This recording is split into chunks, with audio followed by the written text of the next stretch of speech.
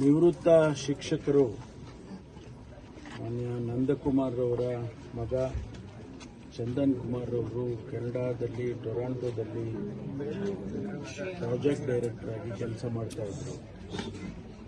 ಒಬ್ಬ most talented individual ಮತ್ತು ಎಲ್ಲರಿಗೂ ಸಹಾಯ ಮಾಡೋದರಲ್ಲಿ ವಿಶೇಷವಾಗಿ ಅಲ್ಲಿ ಟೊರಾಂಟೊದಲ್ಲಿ ಸಾಯಿಬಾಬಾ ಅವರ ಮಂದಿರದಲ್ಲಿ ಎಲ್ಲರಿಗೂ ಕೂಡ ಸಹಾಯ ಮಾಡೋದು, ವಿಶೇಷವಾಗಿ ಕನ್ನಡಿಗರಿಗೆ ಎಲ್ಲ ರೀತಿಯ ಸಹಾಯವನ್ನು ಮಾಡ್ತಿದ್ದಂಥ ವ್ಯಕ್ತಿ.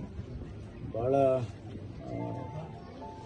ಒಂಥರ ಪಾಪ್ಯುಲರ್ ಯಂಗ್ಸ್ಟರ್. ಅವರ ಹತ್ಯೆ ಆಗಿದೆ, ಏನಕ್ಕಾಗಿದೆ ಮತ್ತು ಯಾರು ಮಾಡಿದ್ದಾರೆ ಅದೆಲ್ಲವೂ ಇನ್ವೆಸ್ಟಿಗೇಷನ್ ಮಾಡ್ತಾ ಇದ್ದಾರೆ.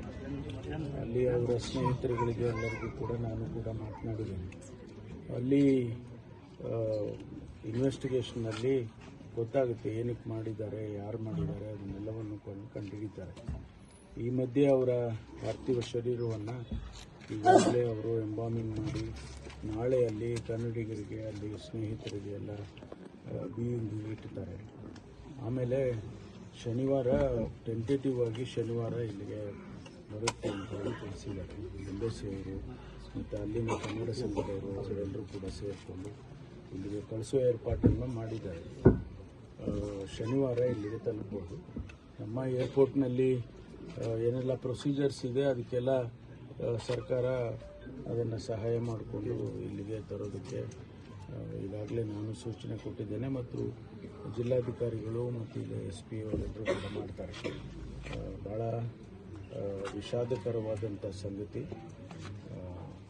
ಅವರಿಗೆ, ಅವರ ಸ್ನೇಹಿತರಿಗೆ, ವಿಶೇಷವಾಗಿ ತಂದೆ ತಾಯಿಗಳಿಗೆ ಒಬ್ಬನೇ ಮಗ ಅವರು ಇವತ್ತು ಅವನ್ನ ಕಳ್ಕೊಂಡಿರ್ತಕ್ಕಂಥದ್ದು ಖಂಡಿತವಾಗಿ ಯಾವುದೇ ತಂದೆ ತಾಯಿಗೆ ಅತೀವ ದುಃಖ ಆಗ್ತಕ್ಕಂಥದ್ದು. ನಾವು ಕೂಡ ಆ ದುಃಖದಲ್ಲಿ ನಾವೆಲ್ಲ ಭಾಗಿಯಾಗಿದ್ದೇವೆ.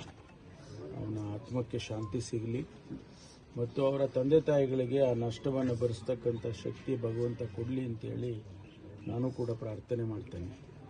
ನಾವೆಲ್ಲರೂ ನೀವೆಲ್ಲ ನಾವು ಇಲ್ಲಿ ಇರ್ತಕ್ಕಂಥ ಸ್ಥಳೀಕರೆಲ್ಲರೂ ಕೂಡ ಭಾಳ ಮೇಷ್ಟ್ರ ಜೊತೆಯಲ್ಲಿ ಆ ನೋವನ್ನು ಹಂಚ್ಕೊಳ್ತಕ್ಕಂಥ ಕೆಲಸವನ್ನು ನಾವೆಲ್ಲರೂ ಮಾಡೋಣ ಅಂತಕ್ಕಂಥ ಮಾತನ್ನು ಈ ಸಂದರ್ಭದಲ್ಲಿ ಹೇಳಲಿಕ್ಕೆ